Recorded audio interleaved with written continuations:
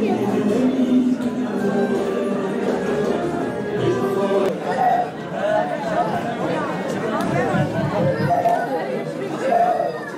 yıpranma neden geri dönüşsüz bir iflas hale alıyor? Ahlak arkadaşlar başka bir şeye benzemiyor. Bir makine olduğunda götürüp onu tamir edebilirsiniz. Ya da eskir ya da diyelim ki kullanılamaz hale gelir. Götürüp yenisini alabilirsiniz. Servise gönderirsiniz. Ya onu tamir eder, değil mi? Garantiden gelir. Ya da garanti size der ki bu tamir edilemedi, biz bunu başaramadık. Fakat size onun yerine yeni bir makineyi verelim. Ahlakta böyle bir şey var mı? Yok maalesef. O yüzden ahlak bir kere yıprandı mı, yani yozlaşma başladı mı, yani insanlar ahlakı kaybettiler mi, bir daha asla bulamıyorlar ve kişi olarak, aile olarak, toplum olarak, memleket olarak ve dünya olarak iflas başlıyor. Ahlak eşittir fıtrat. Dedik ya, ahlakın içinde, temelinde, yapısında iyilikten başka bir şey yok. Ahlak eşittir fıtrat. Fıtratın da temelinde, içinde, yapısında iyilikten başka hiçbir şey yoktur. Fıtrat tertemizdir. Ahlak eşittir fıtrat. Peki fıtrat nedir? Fıtrat eşittir İslam'dır arkadaşlar. Öyle değil mi? İslam'ın temelinde, içinde, yapısında kişinin kendisine, ailesine, toplumuna ya da memleketine ya da bütün dünyaya zararlı olan bir şey sayabilir misiniz? Dünyanın bütün akademisyenlerini bir araya toplayalım.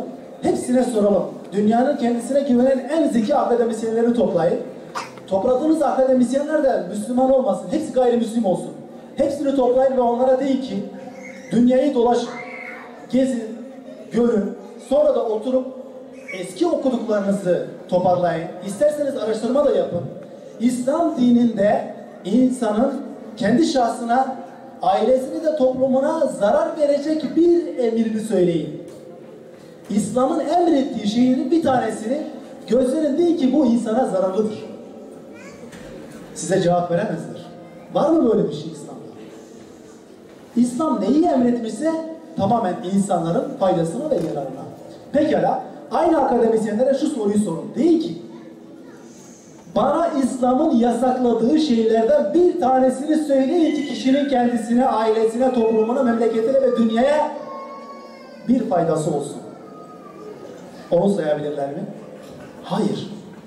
Yani ahlak eşittir fıtrat, fıtrat eşittir İslam. İslam'ın temelinde, yapısında iyilikten başka bir şey yoktur. İslam neyi emretmişse tamamen insanın faydasına, yararına iyi şeylerdir. İslam neyi yasaklamışsa kesinlikle insanların ve toplumun zararına olduğu için yasaklamıştır.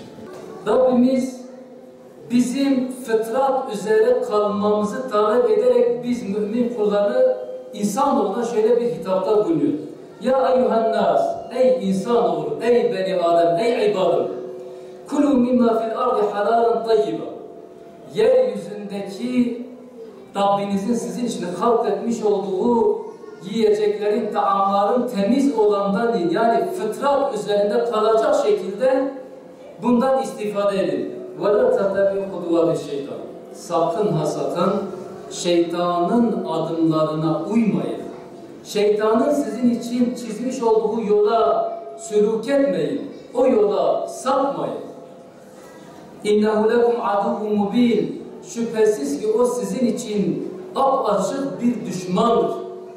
Rabbimiz burada bize düşmanı tanımladıktan sonra değerli kardeşler, bir sonraki ayette, hemen sonraki ayette devamla şöyle buyurmakta: اِنَّمَا يَأْمُرُكُمْ بِالسُّوءِ وَالْفَحْشَاءِ وَاَنْ تَقُولُوا عَلَى اللّٰهِ مَا لَا تَعْلَمُونَ. Sadakallahu aleyhi.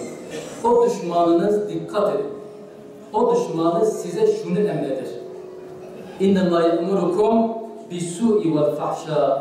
Size kötülüğü ve fahşayı, gayri İslamiliği, gayri ahlakiliği emreder. Bunu size telkin eder.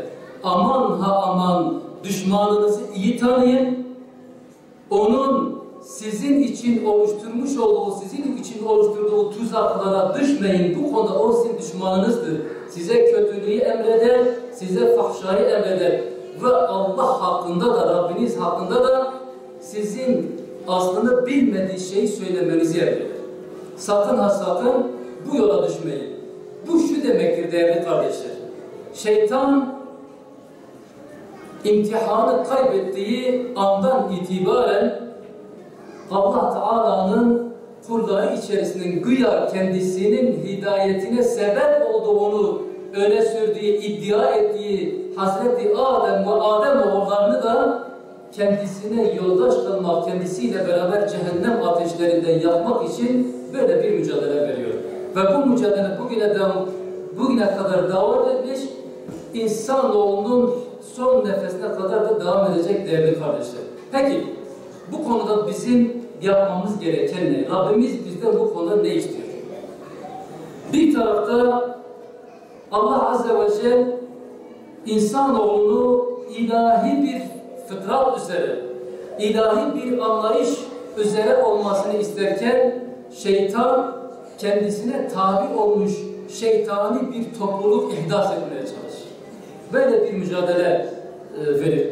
Bir tarafta Allah Azze ve Celle ibadının hak üzere olmasını arzularken, talep ederken ve bunun için yollarını gösterirken öte tarafta şeytan Beni Adem'in kendisine hasım olarak gördüğü insanoğlunun batıl üzerine hayatını sürdürmesini ve batıl üzerine hayatını son vermesini arzular, böyle bir mücadele verir. Bu konuda zorlama yapar mı? Hayır, yapmaz. Telkin eder, vesvese verir, ilka eder, irva verir. Fakat insanoğlu Allah muhafaza Rabbinin belirlediği istikametten hafifçe sapmaya başladı mı şeytanın bu tuzaklarına düşmesi de çok daha kolaylaşır değerli kardeşler.